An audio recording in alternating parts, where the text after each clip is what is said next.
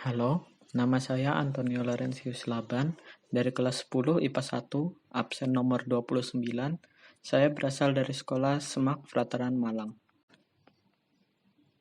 Pengalaman saya belajar ekonomi di rumah dapat menjadi pengalaman baru dalam hidup. Karena dalam kondisi yang kurang baik ini, para murid masih diberikan kesempatan tetap belajar jarak jauh dengan sistem daring. Sekarang saya akan membahas pembelajaran mengenai koperasi dan sisa hasil usaha atau yang sering disebut SHU. Landasan koperasi. Landasan koperasi ada 4, yaitu landasan ideal, Pancasila, landasan struktural Undang-Undang Dasar 1945, landasan operasional Undang-Undang Koperasi Nomor 25 Tahun 1992, dan landasan mental kesetiakawanan sosial dan kesadaran pribadi. Berikutnya asas koperasi. Asas koperasi Indonesia adalah kekeluargaan. Artinya, pengelolaan koperasi dilakukan oleh, dari, dan untuk para anggota secara kekeluargaan. Kunci penting dalam asas kekeluargaan itu adalah kebersamaan dan gotong royong dalam menjalankan kegiatan koperasi agar para anggota dan pengurus dapat menciptakan kesejahteraan bersama sesuai dengan kapasitasnya masing-masing. Tujuan koperasi berdasarkan Undang-Undang Nomor 25 Tahun 1992 tentang Perkoperasian Pasal 3, tercantum bahwa koperasi bertujuan memajukan kesejahteraan anggota, pada khususnya dan masyarakat pada umumnya, serta ikut membangun tatanan perekonomian nasional dalam rangka mewujudkan masyarakat yang maju, adil, dan makmur, berlandaskan Pancasila dan Undang-Undang Dasar 1945. Selanjutnya, prinsip-prinsip koperasi. Yang pertama, keanggotaan bersifat sukarela dan terbuka. Yang kedua, pengelolaan dilakukan secara demokratis.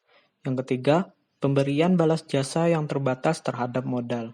Keempat, pengelolaan sisa hasil usaha dilakukan secara adil sebanding dengan besarnya jasa usaha masing-masing anggota. Dan yang terakhir adalah kemandirian. Fungsi dan peran koperasi, yaitu membangun dan mengembangkan potensi dan kemampuan ekonomi anggota, pada khususnya dan masyarakat pada umumnya, untuk meningkatkan kesejahteraan ekonomi dan sosialnya. Berperan serta aktif dalam upaya mempertinggi kualitas kehidupan manusia dan masyarakat. Memperkokoh perekonomian rakyat sebagai dasar kekuatan dan ketahanan perekonomian nasional.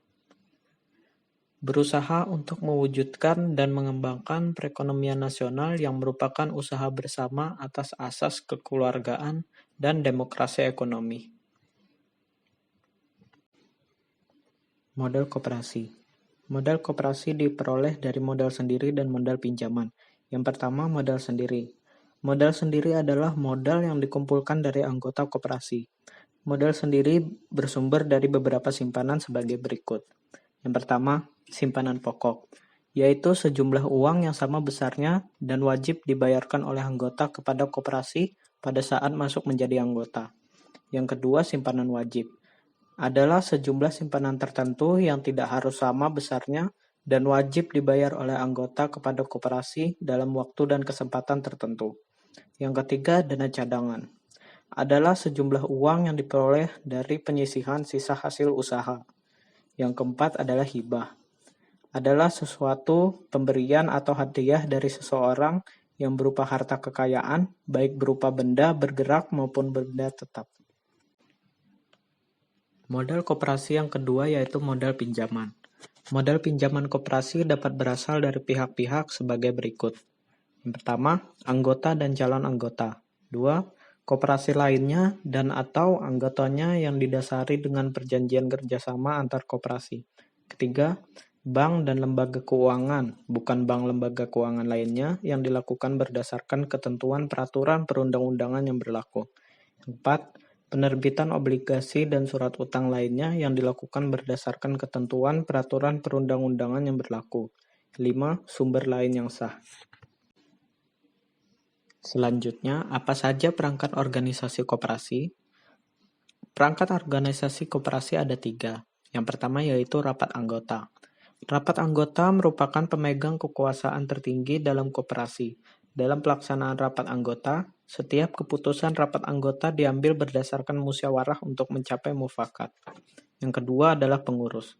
Pengurus memegang kekuasaan rapat anggota dan bertanggung jawab mengenai segala kegiatan pengelolaan koperasi dan usahanya kepada rapat anggota. Yang ketiga, pengawas. Badan pengawas dipilih dari dan oleh anggota koperasi dalam rapat anggota. Badan pengawas bertanggung jawab pada rapat anggota, apakah ia telah berhasil menjalankan tugasnya. Tahap-tahap mendirikan koperasi ada 3, yaitu 1. Tahap persiapan.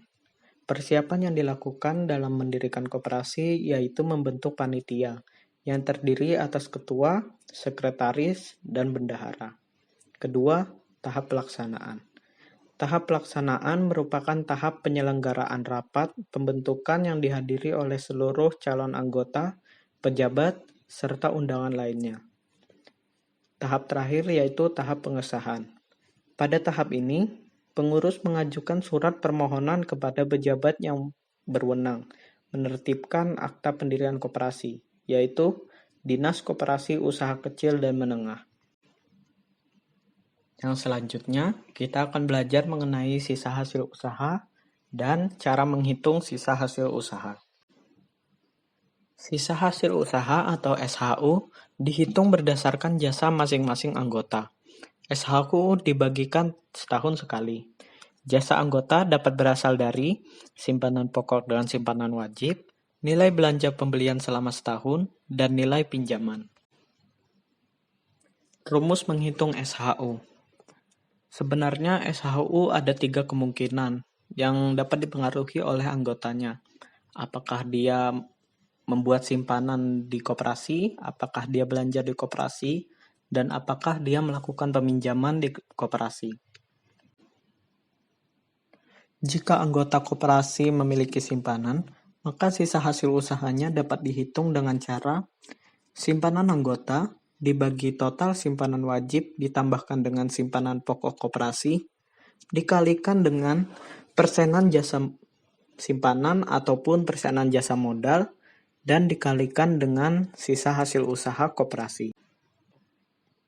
Kemungkinan kedua, apabila anggota koperasi berbelanja di koperasi, maka sisa hasil usahanya dapat dihitung dengan cara nilai belanja anggota dibagi total penjualan koperasi dikali persenan jasa usaha atau persenan jasa pembelian dikalikan dengan sisa hasil usaha koperasi.